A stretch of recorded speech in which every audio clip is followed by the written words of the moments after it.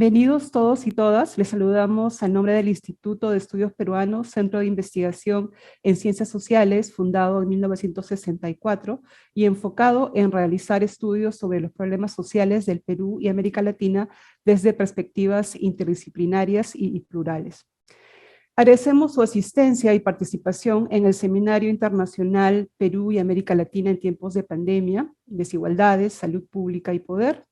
El día de hoy, como parte del panel 3, que se llama La dimensión económica de la crisis, legado y continuidad, presentamos la mesa número 6, titulada La esfera del trabajo frente a la crisis mundial, desocupación, inestabilidad laboral e informalidad. Las presentaciones en esta mesa, primero vamos a contar con la participación de Fernando Cuadros Luque. Él es licenciado en Economía por la Universidad del Pacífico, especializado en Economía Laboral. Es profesor invitado en el posgrado de la Pontificia Universidad Católica del Perú y consultor en gestión fiscal del empleo público en el Ministerio de Economía y Finanzas. Ha sido ex viceministro de Promoción del Empleo y Capacitación Laboral en el Ministerio de Trabajo y Promoción del Empleo. Hoy Fernando Cuadros Luque nos hablará sobre empleo, ingresos e informalidad en el marco de la pandemia de la COVID-19 en Perú. Cedo la palabra a Fernando. Por favor, adelante. Buenas tardes con todos. Muchas gracias, Tania, por la presentación. Es un gusto para mí poder participar en este seminario, en este foro, donde se aborda pues, de forma bastante técnica los principales impactos de la pandemia del COVID-19 en el mundo, y especialmente en nuestro país y en la región latinoamericana.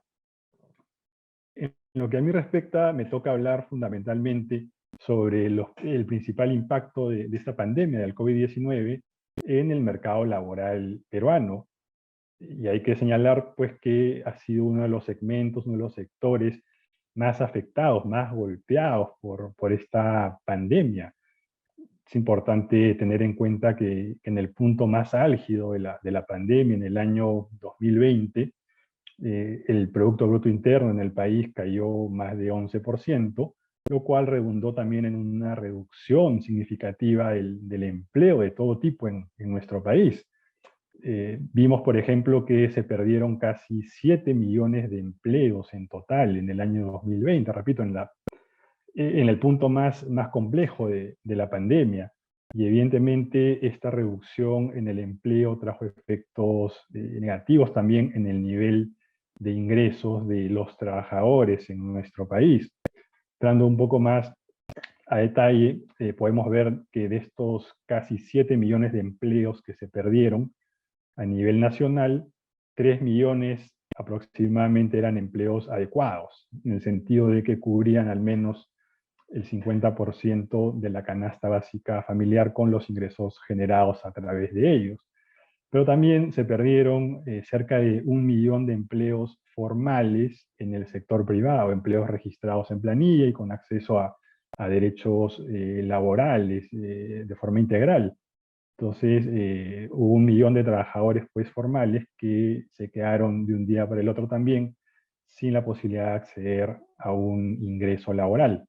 Entonces vemos que esta pandemia generó un impacto económico importante, una recesión en el país de gran magnitud, lo cual también pues, conllevó a una disminución significativa de los niveles de empleo en general, y en particular de empleo adecuado y de empleo formal. A su vez, o de forma recíproca, esto implicó, digamos que un incremento de las tasas de subempleo por horas y por ingresos, así también como un incremento de la tasa de informalidad general, ¿no? El empleo informal, y también la tasa de informalidad laboral, como no se veía hace varios años en el país.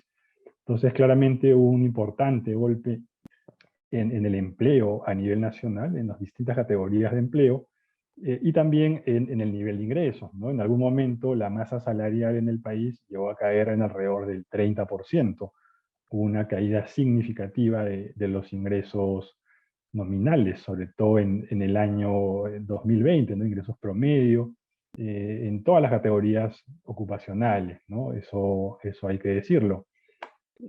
No obstante, ya a partir sobre todo del segundo semestre del año 2021, se empezó a ver pues una importante recuperación en la economía, ¿no? Producto de la reactivación, ¿no? A la que se pudo arribar a partir pues, del inicio del proceso de vacunación masiva en nuestro país, ¿no? Que permitió pues, una reducción gradual de las distintas cuarentenas que se aplicaron en su momento, ¿no? Entonces, repito, ya en esta segunda parte del año 2021, se inició pues ya cierta recuperación en el PBI, en el Producto Bruto Interno, de tal forma que en este año este creció en algo más del 13%, ¿no? Incluso se creció ligeramente por encima del PBI del año 2019. Y evidentemente, pues, esta recuperación en la economía nacional implicó también que empiecen a mejorar los principales indicadores de empleo en nuestro país.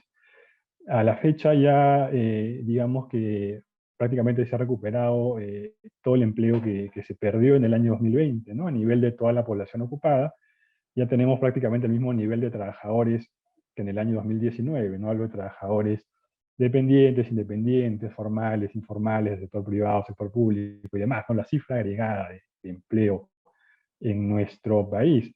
Pero además también se ha dado una recuperación importante en el sector formal privado de la economía, ¿no? El mercado de trabajo. Ya el millón de empleos formales que se perdieron se han recuperado. No obstante, hay que decir también que lamentablemente esta reinserción laboral en muchos casos no se ha dado de la mejor manera, en las condiciones más deseables, tomando en cuenta pues que, por ejemplo, en el sector formal privado, hay trabajadores que tenían un empleo estable, ¿no? Con un contrato, digamos, a plazo indeterminado, pero que luego de perder su trabajo al reinsertarse han sido recontratados, pero bajo modalidades de contratación temporal a plazo fijo, que evidentemente pues limitan el ejercicio, ¿no? de varios derechos y beneficios laborales, ¿no? Para un trabajador temporal, digamos, hay un escenario de inestabilidad, ¿no? Que no le permite pues acceder adecuadamente al sistema financiero, por ejemplo,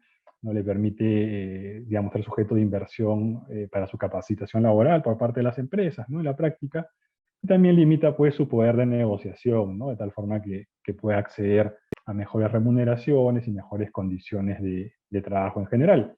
Entonces, ha habido, digamos, en términos gruesos, una reinserción laboral importante en el país, en todo tipo de empleo, incluso en el sector formal privado, pero lamentablemente, repito, esta reinserción se ha dado en condiciones menos adecuadas o más precarias de las que había en el sector formal antes de la pandemia del COVID-19. Pero bueno, digamos, por lo menos ha habido cierto avance, pero aún hay muchos aspectos por subsanar, digamos, ¿no? Por lo menos para en principio alcanzar los niveles de calidad en el empleo que había antes de la pandemia, del año 2019. Pero este efecto, digamos, de reinserción laboral precaria, no solamente se ha dado en el sector formal de la economía, sino también en el sector informal, tomando en cuenta, por ejemplo, que muchos trabajadores que eran asalariados, que tenían un empleo asalariado informal, pero digamos asalariado al fin y al cabo, no han podido reinsertarse, o en su momento no pudieron reingresar a ese tipo de empleo asalariado, sino que tuvieron que reinsertarse laboralmente como trabajadores autónomos, independientes, ¿no? Lo cual en la práctica implicó una reducción de su nivel de ingresos, ¿no? Incluso de sus condiciones laborales, porque hay muchos empleos asalariados informales que, si bien pues no cumplen con todos los beneficios laborales, sí dan por lo menos una proporción de ellos en la práctica, ¿no? Pero al perder este tipo de empleos, incluso muchos trabajadores del país tuvieron que autoemplearse, ¿no? Lo cual evidentemente, repito, afectó sus condiciones de trabajo, ¿no? De seguridad y salud en el trabajo y su poder adquisitivo, su nivel de ingresos, ¿no? Entonces, por ese lado también hubo una importante precarización.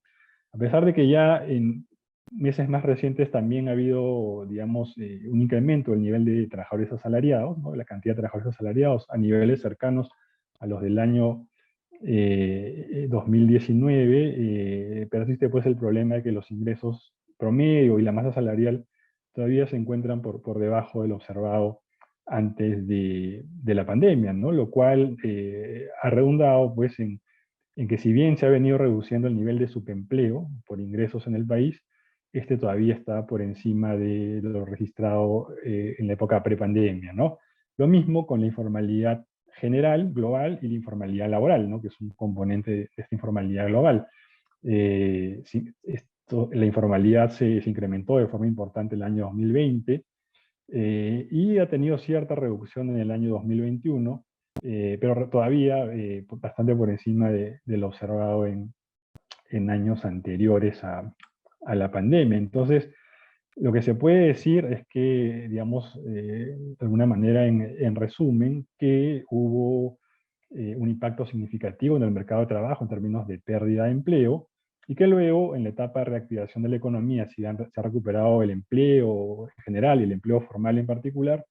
Digamos que esta reinserción laboral se ha dado en condiciones menos adecuadas o más precarias de lo que se observaba antes de la pandemia, ¿no? A pesar de que la tendencia en general ha sido una mejora de los indicadores laborales principales, ¿no? El país, ¿no? Repito, hay una tendencia ya del 2021 en adelante, del segundo semestre del 2021 en adelante, a una reducción del subempleo, una reducción de la informalidad en general y de la informalidad laboral, y a una mejora significativa en el nivel de ingresos promedios y en la masa salarial del país. No obstante, aún nos encontramos en algunos casos por, digamos, encima, ¿no? del nivel de precariedad observado en el año 2019, periodo pre-pandemia. Entonces, un poco este es el resumen del impacto y la situación actual del empleo post-pandemia, ¿no? Aquí un factor clave para la reactivación económica tuvo que ver con, digamos, la vacunación masiva en el país, ¿no? Que permitió minimizar los contagios y reactivar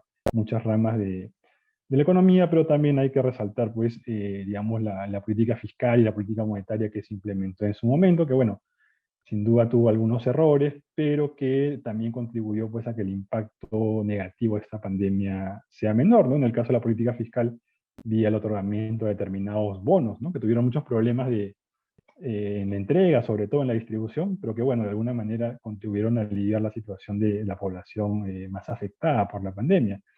Y a la política monetaria, pues, a través de la implementación del programa Reactiva Perú, ¿no? Que, digamos, otorgó crédito barato, ¿no? a las empresas más afectadas por la pandemia, lo cual permitió, pues, que estas no cierren, no quiebren, y una vez que se reactivó la economía puedan nuevamente contratar a los trabajadores, ¿no?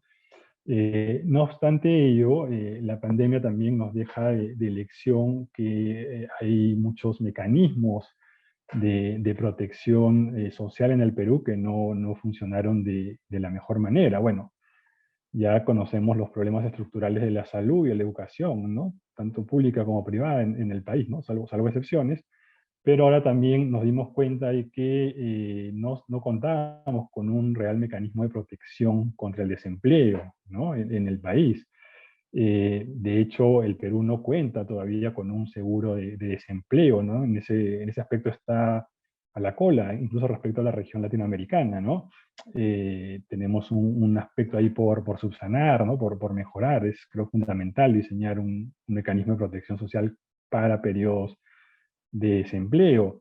Y justamente esa ausencia llevó a que durante la pandemia se tuviera que echar mano de otros mecanismos, ¿no? Desnaturalizándolos finalmente, ¿no? O sea, lo que se hizo en esos periodos fue, por ejemplo, permitir el uso de los fondos previsionales, ¿no? Lo cual, claro, solucionó un problema en el corto plazo de aquellos trabajadores que aportan a una AFP, pero generó un problema estructural importante, va a generar un problema importante para el largo plazo, ¿no? Cuando estas personas lleguen a su edad de jubilación, evidentemente van a contar con una menor bolsa y van a acceder a una pensión menor, una pensión más pequeña. Y ya en el sistema previsional peruano, tanto privado como público, ya tenía serios problemas de funcionamiento, y bueno, ante esta situación de desfinanciamiento, digamos, de los fondos previsionales, veo que el problema va a ser mayor en el futuro, ¿no? Entonces, Si hubiéramos contado con un sistema de seguro de desempleo, por lo menos para el sector formal, digamos que el impacto se habría podido llevar de mejor manera sin tener que echar mano de los fondos previsionales. Claro, se cuenta actualmente con la CTS, la compensación por tiempo de servicios, como un mecanismo de protección individual contra el desempleo, pero este mecanismo pues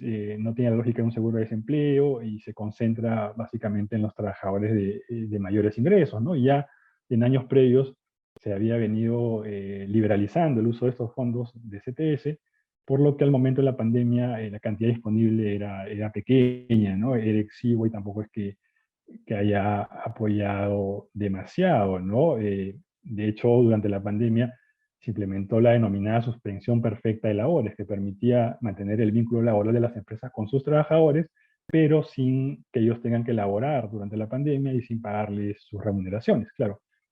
Esto digamos, afectó a 300.000 trabajadores aproximadamente, que también se quedaron sin ingresos en el sector formal de un día para el otro, ¿no? Entonces, repito, esto nos hace pensar en la necesidad de mecanismos como un seguro de protección contra el desempleo que permitan sobrellevar de mejor manera situaciones similares a la vividas en nuestro país, a la vivida, perdón, en nuestro país durante la pandemia. Ahora, estamos en un escenario todavía, repito, complicado, ¿no? En lo que se refiere a los principales indicadores del mercado de trabajo. Ya veníamos de una situación complicada antes de la pandemia, ¿no? En el sentido de que tenemos todavía un importante nivel de informalidad en general y de informalidad laboral en particular, ¿no? Entonces requerimos implementar un conjunto de acciones pues, que no solo nos permitan regresar al nivel del año 2019 prepandemia, sino también crecer de forma más significativa, de tal forma pues, que se puedan ir reduciendo estos bolsones de subempleo, de informalidad y de desempleo, incluso e inactividad laboral también en nuestro país.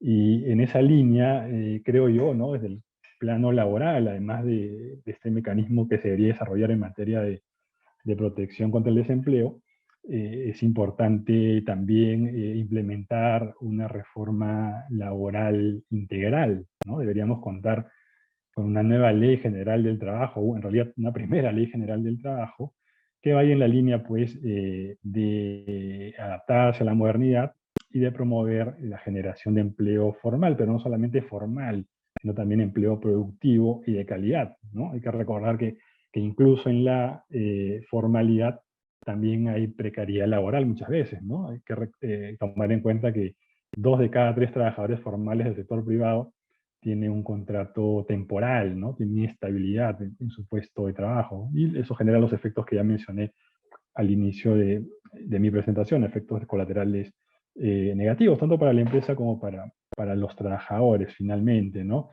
Entonces, con la pandemia esta situación se ha agudizado, ¿no? De todos los trabajadores formales que se reinsertaron a un puesto de trabajo, el 92%, para ser exactos, lo hizo con un contrato temporal, ¿no? Lo cual debería ser la excepción, pero se ha convertido en la regla. Y solo el 8% de los que se reinsertaron lo hicieron con un contrato estable, o bien un contrato a plazo indeterminado. Entonces, en esa línea es fundamental esta reforma laboral integral, repito, que vaya en la línea de promover empleo formal, pero también productivo y de calidad, ¿no? Y esta reforma pues debería ser trabajada, dialogada con los actores laborales, como es el caso de trabajadores y empleadores, vía sus principales organizaciones y gremios, porque creo que para que un tema tan sensible como este pueda ser acordado en el Ejecutivo, en el Congreso y luego pueda ser implementado, es fundamental que cuente con el consenso, con el aval de ambos actores laborales, ¿no? Es fundamental ello para darle legitimidad a esta nueva Ley General del Trabajo y que pueda implementarse de manera más sencilla, ¿no? Ahí hay aspectos que mejorar, ¿no? O sea, habría que pensar, por ejemplo, en lo que se refiere a cambios en la regulación laboral, ¿no? De forma estructural, en minimizar el uso de contratos temporales, ¿no? Promover más bien el uso de contratos más estables, pero una estabilidad laboral vinculada evidentemente al buen desempeño de los trabajadores, ¿no? Y también a las necesidades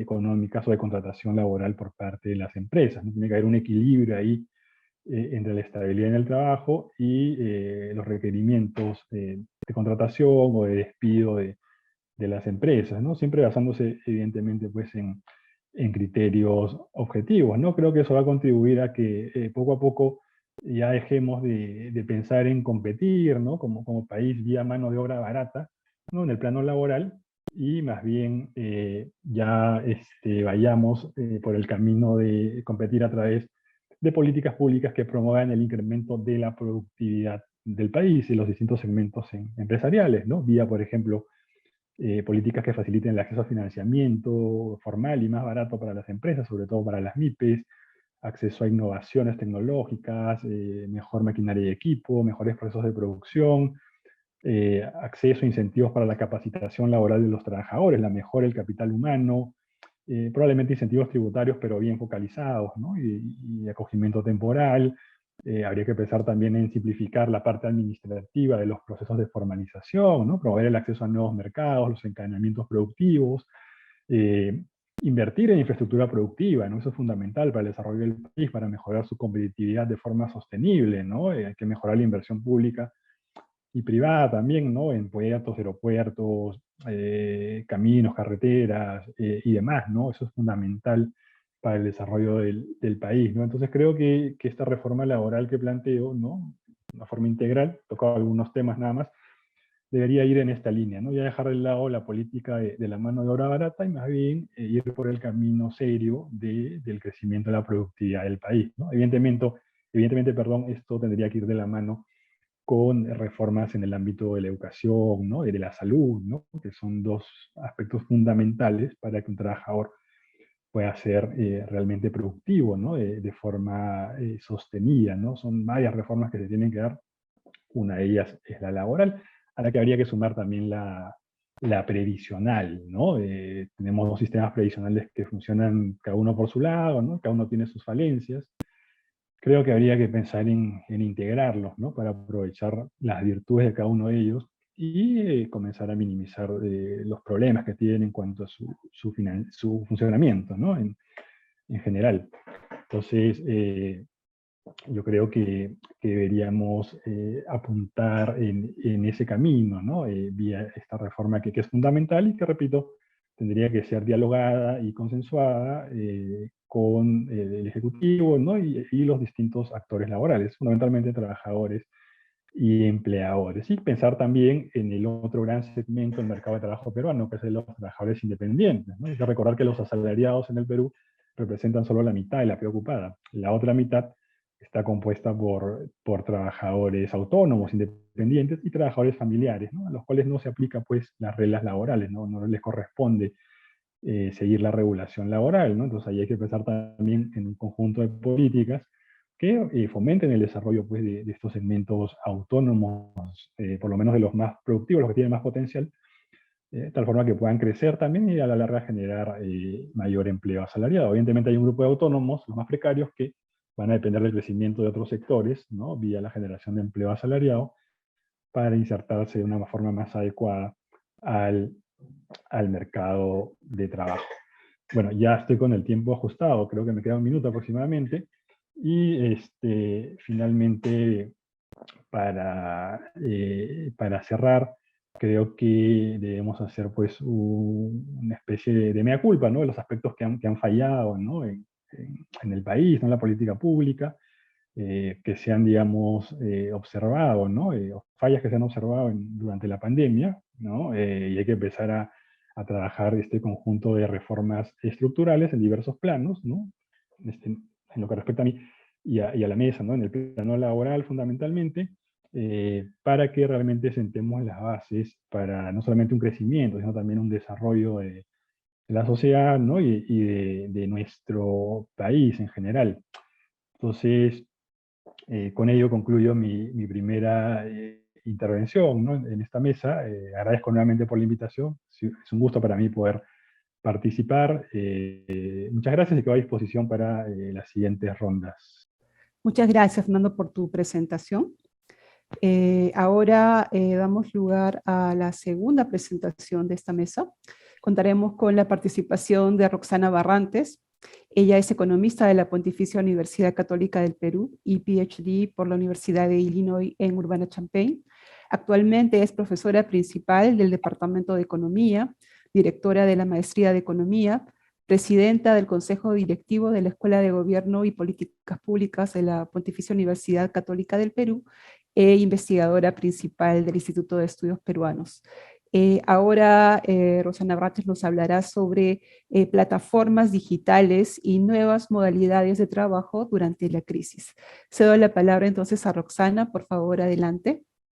Muy buenas tardes, Tania. Muy buenas tardes con todos quienes nos están escuchando en este momento, nos escucharán en el futuro cuando puedan acceder al vídeo de esta mesa y de toda la ronda del seminario que está bastante rico.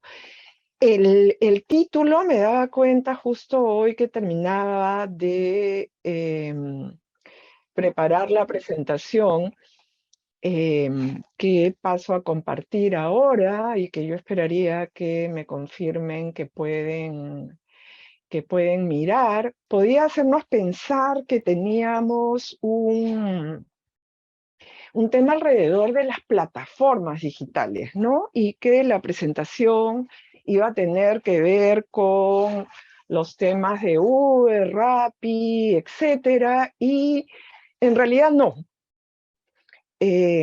La presentación tiene 4 puntos, partiendo del ritmo de digitalización, porque lo que sí quiero enfatizar en esta presentación es el tema de la digitalización, que fue el mecanismo al que pudimos recurrir como sociedad para minimizar las pérdidas de actividades económicas, porque la pandemia nos obligaba como personas, como sociedad, a estar lejos del resto de humanos.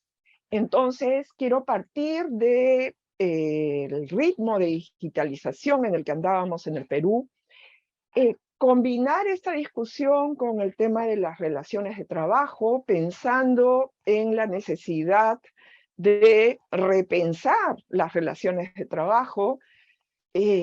¿Cuál fue la experiencia de digitalización durante la pandemia? Y acá, como equipo de investigación en el IEP, hemos venido llevando a cabo levantamiento de información que nos va a permitir ofrecerles unas cifras que probablemente pocos de ustedes conozcan.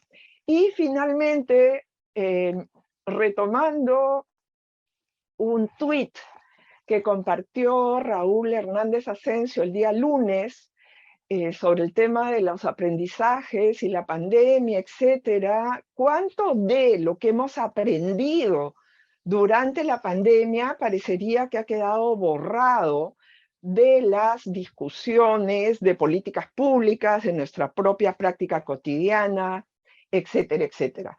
Esto es lo que les quiero presentar. Le decía a los organizadores que no se asusten con el número de diapositivas, porque hay un conjunto de información que voy a estar compartiendo y por eso hay un montón de diapositivas, pero las ideas fuerza espero que queden claras y que pueda transmitirlas. Entonces, comenzamos con el tema del ritmo de digitalización. ¿Cuál es la idea fuerza? Pues venía bien lento en el Perú. Y para dar cuenta de esta lentitud, pasamos a hacer un diagnóstico muy sencillo de la oferta y demanda del uso de Internet y cómo y en qué se plasmó, en qué tipo de número se plasmó pre-pandemia. Acá es bien importante, cuando pensamos en digitalización, pensamos no solo, por supuesto, en lo que se llama economía digital, sino en este medio de transporte que es el Internet y todas las complejidades de Internet. Entonces, ¿qué pasaba por el lado de la oferta? Por el lado de la oferta, la verdad, y veremos datos en un momentito, tenemos problemas de cobertura muy serios. Es bien interesante que el anterior director técnico de Pronatel, que es el encargado de usar los recursos de fondos de acceso universal para ampliar la cobertura, sea hoy el viceministro de Comunicaciones. Un tema con las estaciones base, y ustedes deben decir que tiene que ver el empleo con las estaciones base, pero en un ratito se van a dar cuenta, o en todo caso voy a tratar de transmitir la idea y que quede clara, y algunas percepciones de la oferta. Entonces, ¿qué pasa con la cobertura de Internet móvil en centros poblados? Porque el mecanismo mediante el cual los peruanos y peruanas, disculpen, nos conectamos a Internet, estamos digitalizados, es básicamente por las redes móviles. Y acá el tipo de tecnología que tú tienes es sumamente importante.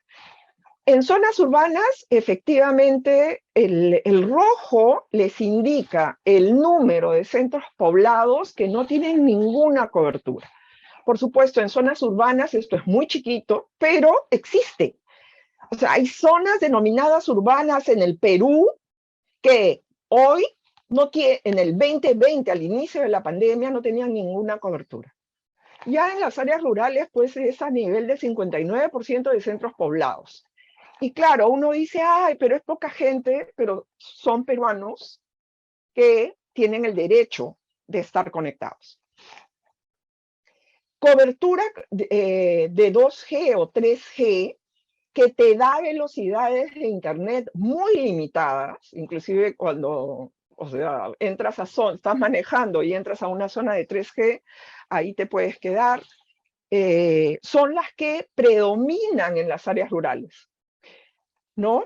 Y constituyen 1/3 de las áreas urbanas. Entonces, ni aún en las áreas urbanas, en 1/3 de los centros poblados considerados urbanos, podemos tener una cobertura que nos dé una buena velocidad de conexión y confiabilidad en esas conexiones.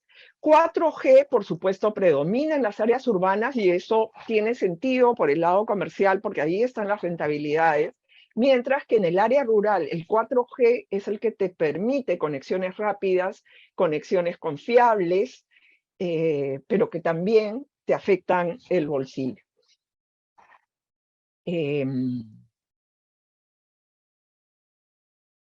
Y acá tenemos claro, uno tiene una cantidad de estaciones base en total, pero acá lo importante para una cobertura de Internet y confiabilidad en una digitalización es la rayita azul.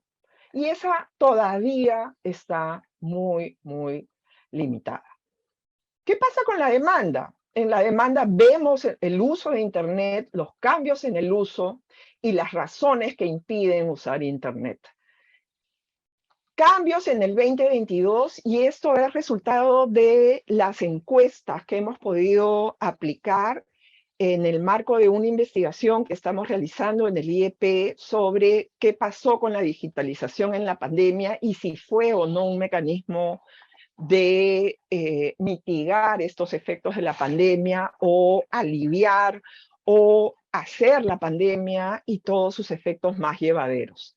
Entonces, claro, entre agosto del 2020, que es el momento que recogimos la información acá, agosto, septiembre, noviembre, octubre, y abril, mayo de este año, hemos tenido un aumento y hay mucha menos gente que ya no usa Internet, es menos de 10%.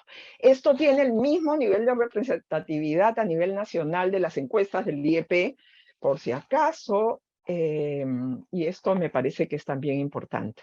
Pero cuando hacemos cortes según nivel socioeconómico, acá es donde, por supuesto, el 100% del nivel socioeconómico A no cambió nada, pero cambió demasiado poco en los niveles más bajos de la estratificación socioeconómica, aun cuando tenemos que reconocer que sí hemos tenido un aumento bien importante en el nivel socioeconómico D.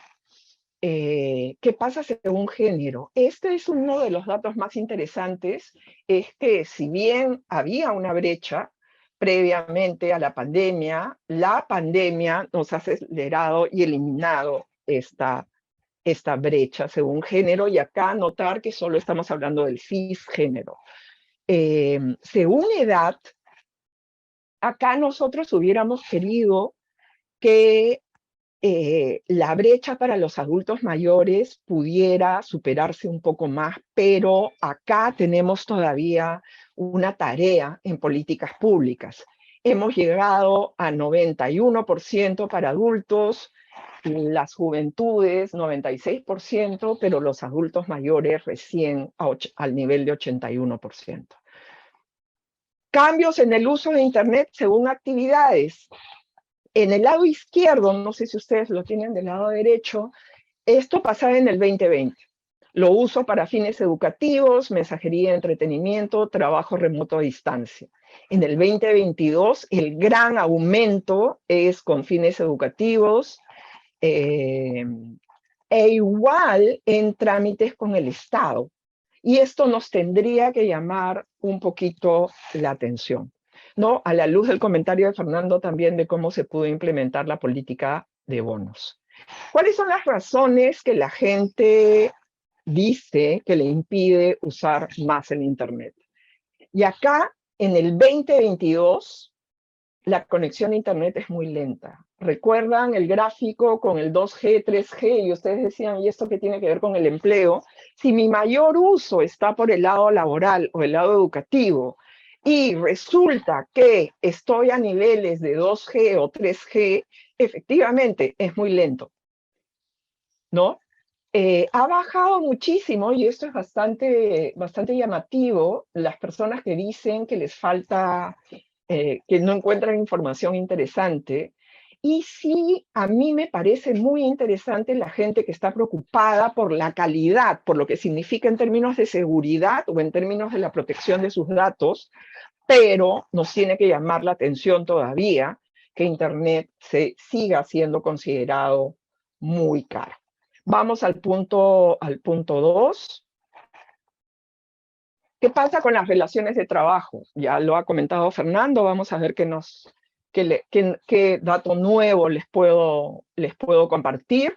Vienen informales. Así como la digitalización venía lenta, las relaciones de trabajo vienen informales. ¿Y por qué traigo el tema de la satisfacción de la democracia? Porque de alguna manera, al final de la presentación, Fernando nos decía que necesitamos una nueva ley laboral, que los sistemas de pensiones, etcétera.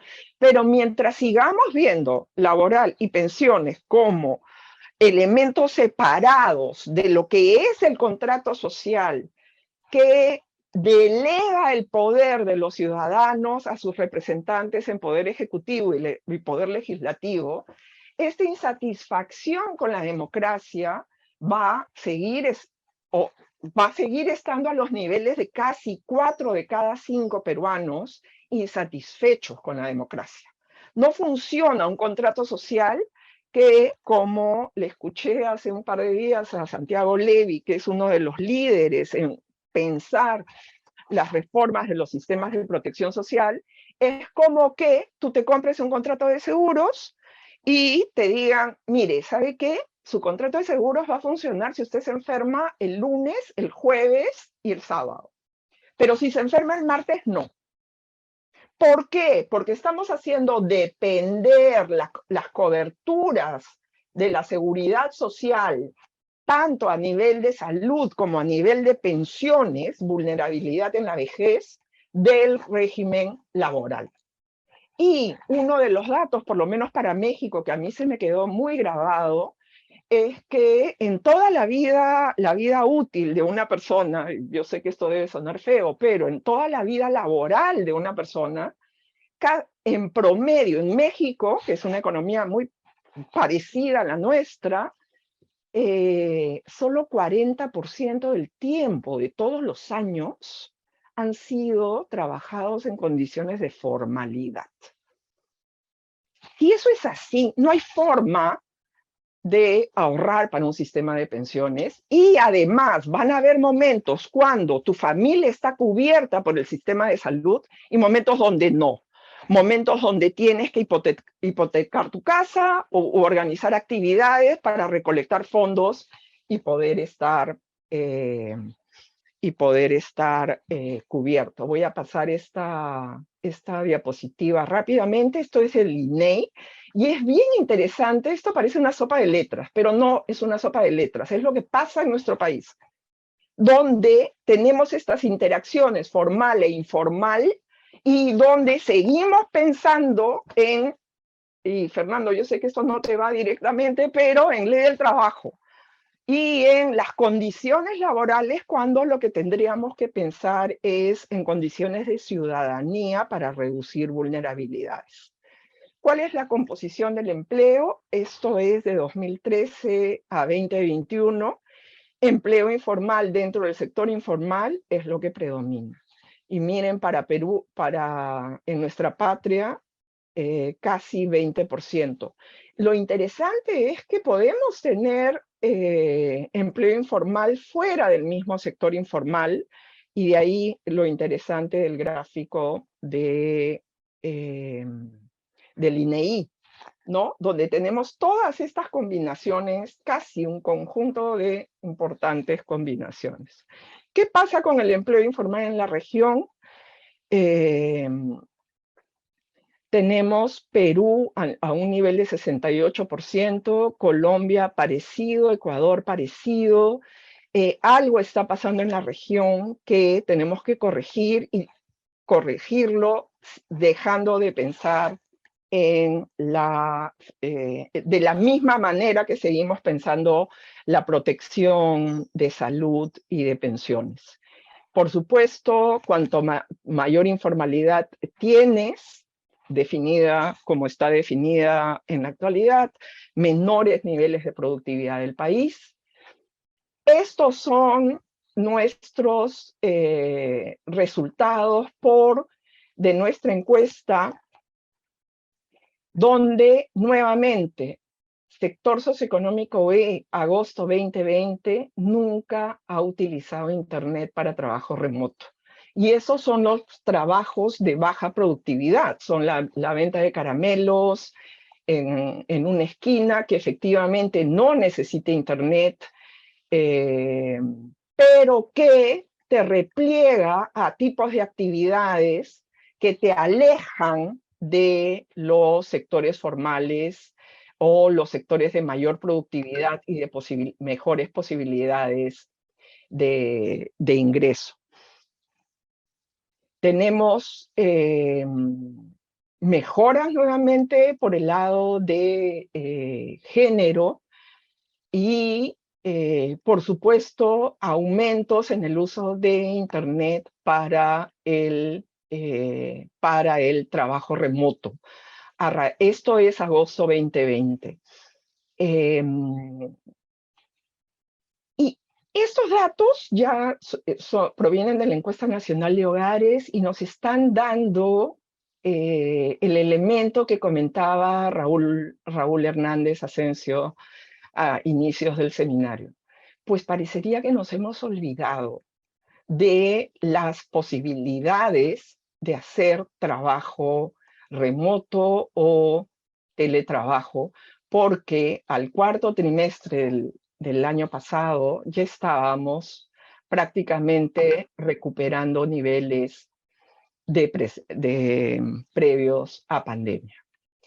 Digitalización durante la pandemia, en los 3 últimos minutos que tengo, la idea fuerza es que las mejoras han sido desiguales. No podemos decir que las mejoras posibles por la digitalización han sido similares para todos. En un contexto donde tenemos todo un conjunto de bonos y ayudas repartidas, donde uno de los primeros problemas que se enfrentó fue la ausencia de un padrón unificado, la ausencia de la identificación de todos aquellos en necesidad. Y con respuestas de política que podrían haber sido mejores. Pido, Tania, un par de minutos para poder cerrar. Adelante. Gracias. Y acá viene uno de los temas que, si bien ha mejorado, ¿cómo conocías tú de las ayudas del gobierno en el contexto de pandemia? ¿No? ¿Sabían los adultos mayores, la gente de 26 a 60, los jóvenes sabían un poco menos?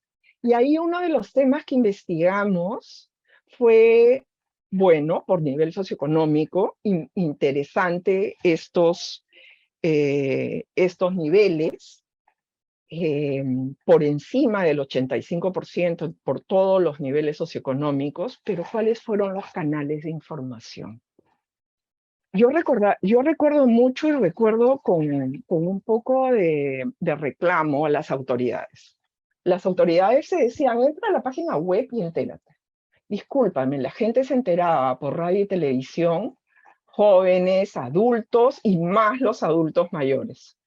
Por páginas web del gobierno, 13% en los jóvenes, menos de 10% en el caso de los adultos y 8% en el caso de los adultos mayores.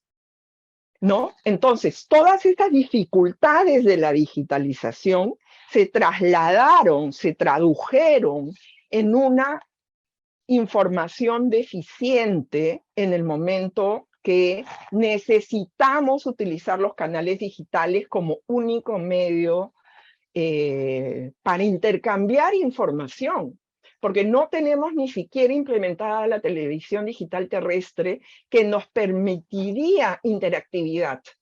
Y todos los años se sigue postergando el momento del apagón digital.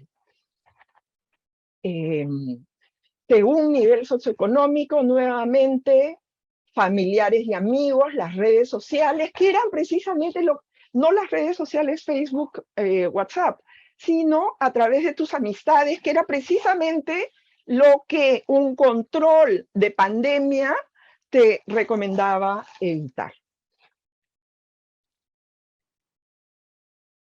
Y acá lo que quiero es, antes de cerrar, es destacar la cuenta Documento Nacional de Identidad implementada por el Banco de la Nación. Acá, haciendo la investigación para la presentación, nos dimos cuenta que no hay un seguimiento de cuántas realmente de estas cuentas están activadas. Ya terminó, Tania. Ha disminuido el uso de los billetes. Y última diapositiva, Tania. Olvido o aprendizaje. En cuanto a la digitalización en general, es interesante que la pandemia nos ha ayudado a acelerar cierres de brechas de género y aceleración de cierre de brechas por edad. ¿Qué pasa con la digitalización en las relaciones laborales? Ya nos olvidamos. Y solo le corresponden a los estratos socioeconómicos más altos. ¿Qué aprendimos? La cuenta DNI. ¿Qué está pasando con la cuenta DNI? Es realmente el mecanismo mediante el cual va a hacer que ningún ciudadano deje de estar fuera del radar del Estado cuando sea necesario. Queda para investigación y les agradezco la paciencia por haberme tomado unos minutos adicionales. Muchas gracias. Muchas gracias, Roxana, no, por favor. Bueno, para finalizar, vamos a contar con los comentarios de Aylin Agüero sobre las dos exposiciones de esta mesa. Aylin Agüero es máster en desarrollo rural del programa Erasmus Mundus de la Unión Europea y es licenciada en economía por la Pontificia Universidad Católica del Perú. Ella es también investigadora principal del Instituto de Estudios Peruanos. Cedo la palabra a Aylin, por favor, adelante, Aylin. Buenas tardes con todos, con todas. Muchas gracias a Fernando y Roxana por sus excelentes presentaciones. Lo que yo quería hacer era plantear algunos temas alrededor de lo que ustedes han presentado para poder contar con sus reacciones o comentarios al respecto. Y voy a empezar enfocándome un poco en el tema de la informalidad, que es lo que más he estado discutiendo, digamos. Como ha mencionado Roxana, los niveles de informalidad en el Perú son bastante altos, como en la mayoría de países de nuestra región.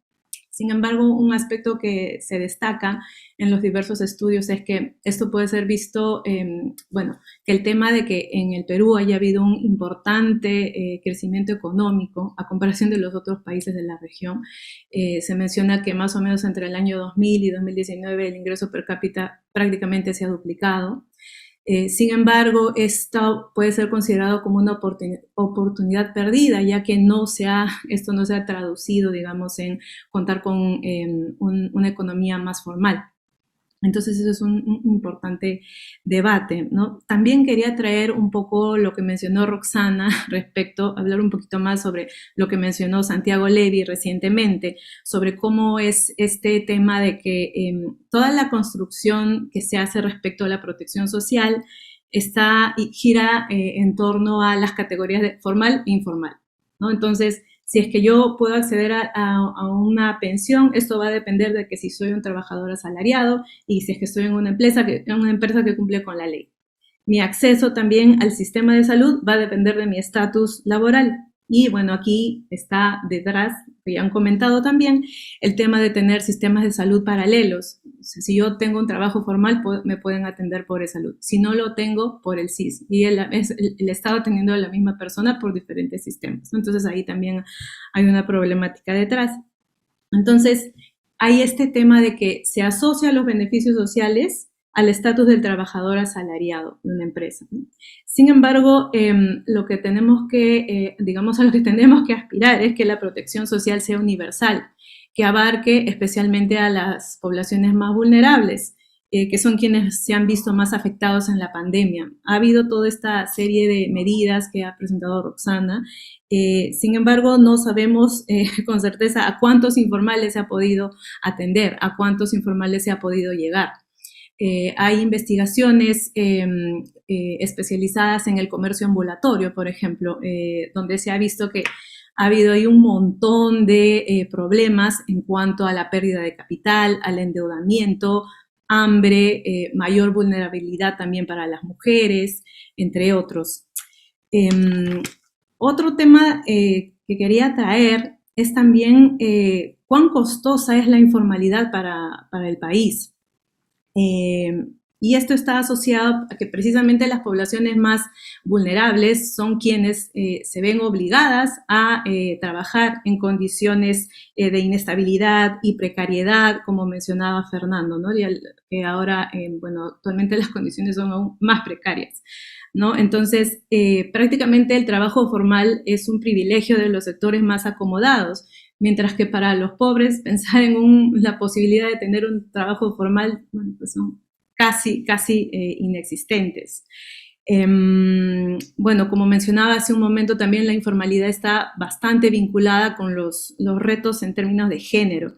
Hay varios estudios que dan cuenta de las mayores dificultades para las mujeres, como mencionaba, especialmente por lo que he podido revisar en el comercio ambulatorio.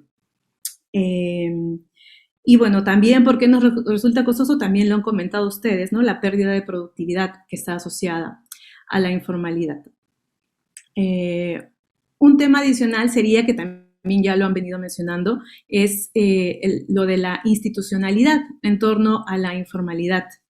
Y aquí, bueno, sería interesante saber si se han realizado estudios o análisis sobre el impacto que han tenido determinados instrumentos legales, si esto ha cambiado en algo los niveles de informalidad en nuestro país. También sería interesante saber si ustedes conocen de, bueno, todos estos arreglos institucionales y experiencias que hay en torno a la corrupción también, ¿no? Por parte de gobiernos locales, y que más bien estos temas desincentivan la formalización, ¿no? Y bueno, añaden muchos más problemas frente a todo este panorama. Entonces eso por un lado. Por otro lado, quería comentar un poco también respecto a lo que ya nos ha venido mencionando Roxana, los problemas que hay en cuanto a la oferta y la demanda para acceder a los servicios digitales. Aparte de la infraestructura digital, el acceso a Internet, también es necesario dar cuenta o tener en cuenta todos los temas vinculados a la inclusión financiera, ese tipo de infraestructura, para poder llegar también a más zonas del país, y bueno, que esto ha sido bastante evidente durante el periodo de confinamiento. Y por el lado de la demanda, bueno, todos los retos que hay cuando consideramos los diversos niveles socioeconómicos que ya comentó Roxana, también el tema de la ubicación, si estamos en zonas urbanas, rurales, los temas de género, los temas de edad, pero también los temas de habilidades digitales por parte de la población, que tanto conocemos los peruanos y peruanas respecto a todas las posibilidades las posibilidades que hay ahí para poder acceder a Internet, y también, bueno, tener en cuenta obviamente los intereses de las personas. Un tema más que quería traer, sobre el cual no se ha conversado mucho, es ya, digamos, el uso de las plataformas digitales como un medio alternativo para generar ingresos. Y me llama mucho la atención lo que mencionaba Fernando, ¿no? Que ya en la actualidad las condiciones laborales son aún más precarias, pero si vemos en este sector, bueno, digamos, con las personas que utilizan las plataformas digitales para generarse ingresos, aquí ya de por sí, desde antes de la pandemia, había una precarización de las condiciones laborales. Y frente a ello hay movimientos, en particular un movimiento a nivel mundial que se llama Fair Work, que promueve ciertos principios para poder, digamos, acceder, para que las personas que se dedican a trabajar mediante estas plataformas digitales puedan tener condiciones justas. Entonces, por ejemplo, ellos hablan de pagos justos, condiciones justas, términos y condiciones justas también. Y que, bueno, estos trabajadores y trabajadoras puedan tener cierto tipo de representación frente a los empleadores. Y en este tema quería traer muy rápidamente también algo que hemos venido investigando en el equipo que ve estos temas en el IEP, respecto, bueno, precisamente a los trabajadores y trabajadoras que utilizan las plataformas digitales para generarse ingresos. Bueno, justamente durante el periodo de pandemia, nosotros hemos realizado una investigación con personas que emplean plataformas para hacer estos servicios de taxis y de delivery, entregar pedidos, etcétera, ¿no? Entonces, dentro de lo que hemos podido investigar y conocer, hemos visto, bueno, pues evidentemente la inexistencia de un vínculo contractual. Esto generaba a estas personas, bueno, fue un estudio cualitativo que realizamos, entonces encontramos que esto generaba un escenario de bastante inseguridad laboral, inexistencia de beneficios laborales, pensiones, seguros, entre otros. Adicionalmente, bueno, las plataformas no cubren ninguno de los costos de los insumos que son necesarios para el trabajo. Y esto se vio mucho más fuerte durante el periodo de pandemia. Otra condición complicada para estas personas que utilizan estas plataformas es la exposición a los riesgos. Hay riesgos de asaltos, robos, accidentes, agresiones, y en particular en las plataformas que se utilizan para, digamos, el reparto, pedidos y tal, dado que muchos de estos son de nacionalidad extranjera, entonces están sujetos a actos discriminatorios. Ese es otro riesgo. Por el lado de los ingresos, también encontramos que había, que los ingresos eran bastante inestables, que el cálculo de las tarifas se realizan de manera automatizada por los algoritmos de las plataformas, y que no hay mecanismos, obviamente, para asegurar un ingreso mínimo. Otro reto que también se enfrenta es que hay mecanismos de penalización que no se entienden, que también se generan de manera arbitraria, y esto se puede expresar también en multas o inhabilitaciones para los trabajadores y trabajadoras. Entonces, todos estos temas están relacionados, como mencionaba, a este movimiento a nivel mundial que está tratando de velar por que haya algún tipo de mejora en las condiciones laborales de las personas. Y bueno, se busca pues precisamente que todo empleo, sin interesar dónde se realiza o cómo, o si es formal o informal, tenga unas condiciones mínimas. ¿No? Entonces, eso era lo que yo quería comentar y sería súper interesante si podríamos escuchar sus reacciones al respecto. Muchas gracias. Muchas gracias, Aileen, por tus comentarios. Tenemos ahora un espacio para, luego de las presentaciones, luego de los comentarios de Aileen, si se puede, por favor, a los dos presentadores, a los dos panelistas, si pueden responder o agregar comentarios en diálogo con las impresiones que acaba de presentar Aileen Agüero. Por favor, primero Fernando, por espacio de 5 minutos. Gracias. Muchas gracias, Tania. Claro, con todo gusto. Gracias, Eileen, por tus preguntas, ¿no? Por la intervención. Sí, varios temas, ¿no? Primero hay que tomar en cuenta que el mercado laboral peruano, complementando lo que ya había señalado, es uno bastante heterogéneo, ¿no? Es especialmente heterogéneo, incluso para la región latinoamericana, ¿no? Comentaba que de toda la población que trabaja en el país, algo más de 17 millones de personas, de ese universo, solo el 50% son trabajadores asalariados, ¿no? Que laboran en relación de dependencia para un empleador, ya sea de forma formal o informal, de manera formal, perdón, o informal. Mientras que el otro 50% son parte del mundo independiente o autónomo, ¿no? Personas que laboran por cuenta propia, fundamentalmente realizando actividades no calificadas, pero también este segmento de la población que trabaja incluye a los trabajadores familiares, ¿no? Que están fuera pues, del ámbito de la normativa laboral. Entonces, en principio tenemos dos grandes mundos, ¿no? El de los asalariados y el de los autónomos, ¿no? Evidentemente, esta segmentación implica que se desarrollen pues, políticas públicas que tomen en cuenta la problemática, ¿no? de cada uno de estos ámbitos, ¿no? Incluso hay diferencias internas también en estos grandes grupos, ¿no? En el caso del empleo asalariado, por ejemplo, una cosa es la problemática de los informales de las microempresas, otra es los informales del Estado, y otra los informales de la pequeña, mediana o gran empresa, ¿no? Ahí son problemáticas distintas, ¿no? Y en estos segmentos empresariales, ¿no? Igual en el caso de los autónomos, una cosa son los autónomos profesionales que realizan actividades calificadas, perdón, que son una minoría, y otra los no calificados, ¿no? Que son una mayoría en el país, ¿no? En este ámbito, sobre todo en el segmento rural, ¿no?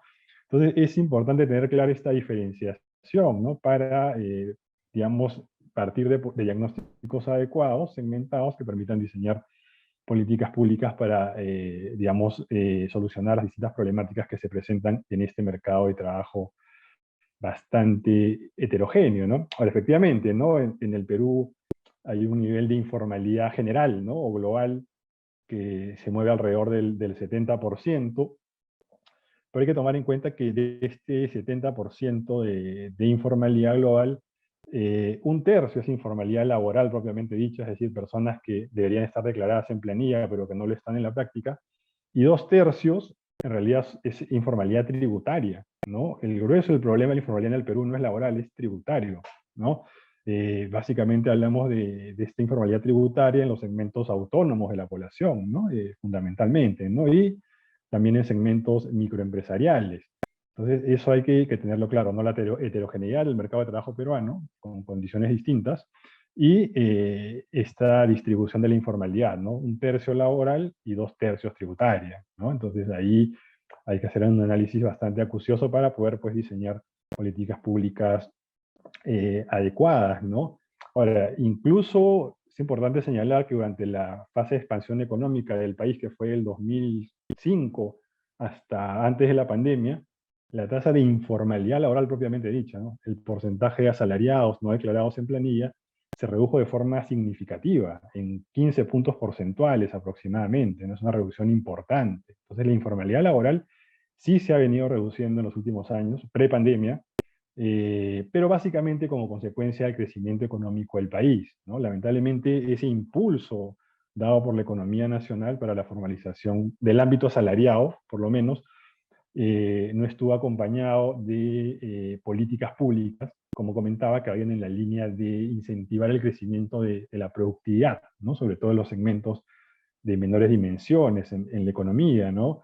Y tampoco estuvo acompañado este impulso por políticas de fortalecimiento de la fiscalización laboral, que en muchos países ha tenido grandes resultados para formalizar al segmento dependiente o asalariado, ¿no? Tenemos en el país, lamentablemente, una inspección laboral muy débil, ¿no? Con una escasa cantidad de inspectores a nivel nacional, un escaso ámbito de llegada e intervención, y eso debilita, pues, el incremento de la formalidad laboral en el ámbito asalariado. Repito, en este 50% que es parte del mundo del empleo en el país.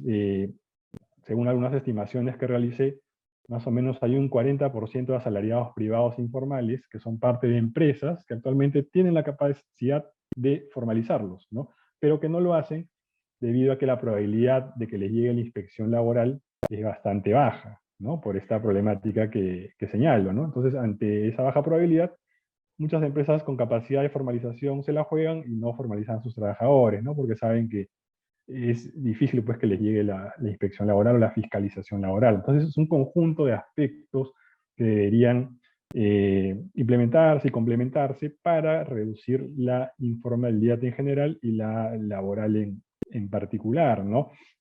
Repito, es condición necesaria el crecimiento económico del país, pero que debe ir acompañado de políticas intensivas, ¿no? En crecimiento de la productividad, en promoción del crecimiento de la productividad, sobre todo en las MIPES, y también de políticas de fortalecimiento de la fiscalización laboral que funciona en muchas experiencias comparadas, ¿no? De forma complementaria. Eso es bastante importante, ¿no? Pero claro, no nos debemos olvidar, como bien decía Roxana, del mundo, pues, de los trabajadores, por ejemplo, que están fuera de las relaciones laborales. Estos otros 50% que son autónomos y que requieren, pues, de algún otro tipo de políticas que vayan en la línea también de promover su acceso a mecanismos como la salud, las pensiones, más allá de que no cuenten con una relación laboral, ¿no? Por ejemplo, ¿no? Por el lado previsional, yo considero que los dos grandes sistemas que tenemos, que son el público y el privado, deberían complementarse en lugar de ser alternativos y deberían ser obligatorios, no solo para los trabajadores asalariados, sino también para los autónomos, ¿no? Eso como punto de partida. Todo trabajador, dependiente o independiente, debería cotizar a la seguridad social. Habría que pensar en mecanismos, pues, que faciliten, por ejemplo, el aporte de los trabajadores autónomos, eso sí, o de los trabajadores familiares, ¿no? Vinculados al pago del IGB, descuentos, etcétera. Habría que entrar en detalle en ello, ¿no? Pero es claro que no pueden ser dejados de lado, ¿no? Y el acceso a la seguridad social en salud, en pensiones, protección contra el desempleo y demás, no puede estar supeditado a tener una relación laboral dependiente, ¿no? Sino que también debería cubrir al ámbito de trabajadores independientes, autónomos o familiares, ¿no? Eso es importante, ¿no? Y un factor clave también para contribuir a la formalización del país tiene que ver con la bancarización, ¿no?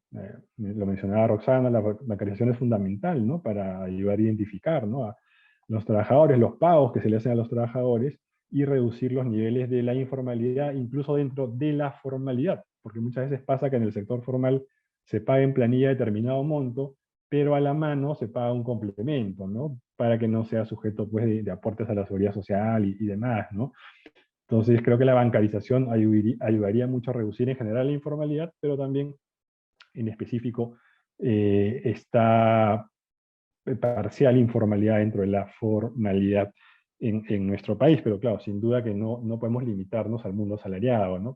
La Ley General de Trabajo es para los asalariados, pero hay que pensar en otros mecanismos complementarios para el resto del universo laboral en nuestro país, ¿no? Eso es importante tenerlo claro. Ahora, sobre el tema, por ejemplo, del trabajo remoto, efectivamente, yo creo que si hubiéramos tenido un mayor desarrollo en ese aspecto, se habría podido minimizar el impacto de la pandemia en el mercado de trabajo, ¿no? En nuestro país, pero lamentablemente claro, había una regulación laboral que no se había implementado al respecto, por un lado, y por el otro, la verdad que han sido pocos los puestos de trabajo que han podido ser sujetos del trabajo a distancia o trabajo remoto, ¿no? Incluso dentro del mundo formal, ¿no?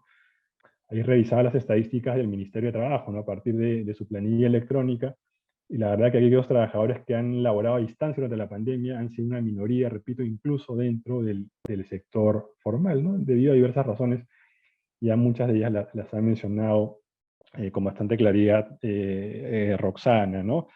Y bueno, tengo poco tiempo, ¿no? Pero un poco para tratar de atender todas las interrogantes sobre, por ejemplo, el trabajo a través de las plataformas, ¿no? O de las aplicaciones. Claro, ahí hay un problema también de que, claro, está bien, se genera empleo para muchas personas vulnerables, por ese lado está muy bien, pero también hay reclamos pues, de condiciones laborales precarias, ¿no? Y ahí ya, digamos, la tendencia a nivel mundial ha sido declarar estas relaciones como subordinadas, ¿no? En la mayoría de casos, estableciendo pues la obligación de los empleadores de darle los beneficios a sus trabajadores, ¿no? Vía aplicativos, como si fuera un trabajador dependiente cualquiera o asalariado, ¿no? Pero habría que ver la parte administrativa que facilite, digamos, esta situación, estos procedimientos o pagos, pero un poco esa es la tendencia, digamos, a nivel mundial, ¿no? Que estos trabajadores en muchos casos tienen una labor subordinada, ¿no? Una labor de dependencia, no son autónomos, y por ende deberían gozar de los mismos beneficios que cualquier trabajador asalariado o dependiente, ¿no? En el Perú estamos bastante atrasados en ese aspecto, ¿no? En cuanto a lo que se refiere a la calidad de este tipo de empleo, ¿no? En nuestro país. Bueno, un poco dentro del tiempo disponible espero poder haber atendido de forma adecuada, ¿no?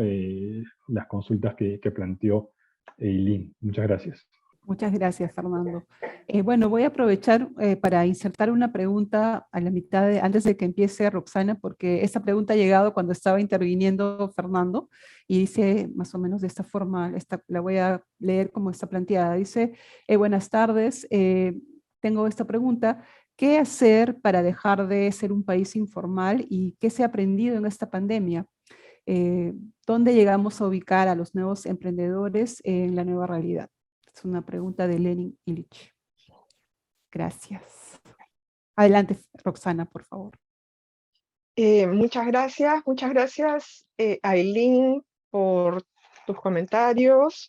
No estoy segura que voy a poder comentarlos todos o tener alguna reacción con todos. Para retomar un poco desde donde lo dejó Fernando, ¿no? Alrededor de todo este trabajo facilitado por la economía digital que te facilita completar información, ¿no? Entre agentes económicos que están en búsqueda de transacciones. Esto siempre ha sido pensado como una intervención disruptiva en la actividad económica. En los países desarrollados era pensado como tu cachuelo, ¿no? Y de ahí se hablaba de esta palabrita geek work, ¿no? Que se traduce como cachuelo. Pero en nuestros países resulta que no es un cachuelo, no es tu trabajo para tener plata para tus vacaciones o para arreglarte los dientes, ¿no? Sino se convierte en tu medio principal de ingresos, siendo muchos de ellos de bajísima productividad, porque alguien me tiene que explicar cuál es el gran aporte de productividad de los servicios de entrega a domicilio. No que no tengan valor en términos de que la gente está dispuesta a pagar, pero ¿dónde está la mejora de productividad? O sea, son empleos de baja productividad que se convierten en el medio principal de ingresos y donde además los países, como decía Fernando, han recurrido a te meto en la misma caja de todo el resto del empleo dependiente. ¿no? Cuando la invitación que podemos hacer en este marco de que he tratado de compartir con ustedes, de no podemos seguir satisfechos con un mecanismo de democracia delegada cuando tu Estado no te ayuda a resolver tus riesgos de vulnerabilidades y te obliga a ser lo más independiente posible porque como que no se gana nada, ¿no? Y acá dos temas. El primero, alrededor de la pregunta, ¿no? ¿Qué pasa con los emprendedores? Con los emprendedores tiene que pasar que les damos como sociedad todas las facilidades para seguir adelante. Pero eso también tiene que significar que cuando estás en los momentos iniciales, y no solo en los momentos iniciales, digo yo, sino siempre, tú no te tengas que hacer cargo de la salud de tus trabajadores como obligación y como necesidad de generación de excedentes en el proceso productivo, porque te exige una productividad que no necesariamente alcanzas en los inicios, ¿no? Otro de los temas interesantes alrededor de la charla y la posición de Levi es que, claro, la comparación era espectacular, ¿no? La economía norteamericana tiene más o menos 7 millones de personas jurídicas, digamos, y la economía peruana tiene 3 millones de personas jurídicas. Cuando la diferencia en términos de tamaño de la torta, de tamaño de la economía, es de 100 a 1.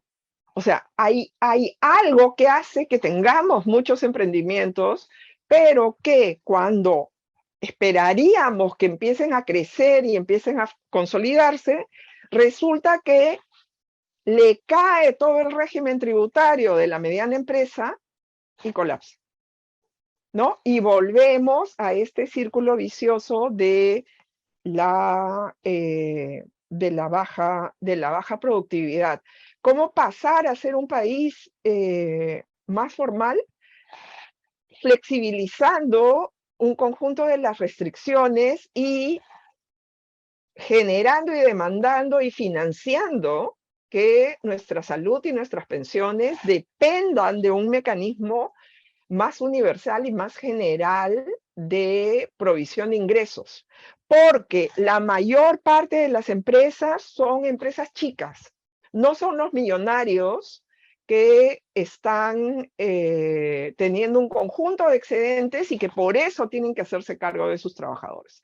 Además, la economía digital te pone nuevas maneras de trabajar, donde no necesariamente eres un trabajador dependiente que estás esperando que te den tu escritorio, tu silla, tu computadora o tu carro para seguir adelante, ¿no? Como trabajador dependiente. Entonces hay un conjunto de ideas fuera de la caja que tendríamos que trabajar, y yo me quedo ahí porque creo que ya me pasé de los 5 minutos.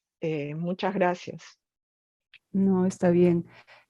Bueno, creo que deberíamos seguir entonces con el cierre de esta mesa. Bueno, agradecemos muchísimo a la presentación y los comentarios, y también a los participantes y asistentes por acompañarnos en esta sexta mesa. Esperamos seguir contando con su participación en el seminario Perú y América Latina en tiempos de pandemia, desigualdades, salud pública y poder. Los y las esperamos en la siguiente conferencia magistral, en un poquito más, titulada El futuro del trabajo en América Latina entre la revolución tecnológica y la pandemia, a continuación a las 7 de la noche. Muchas gracias.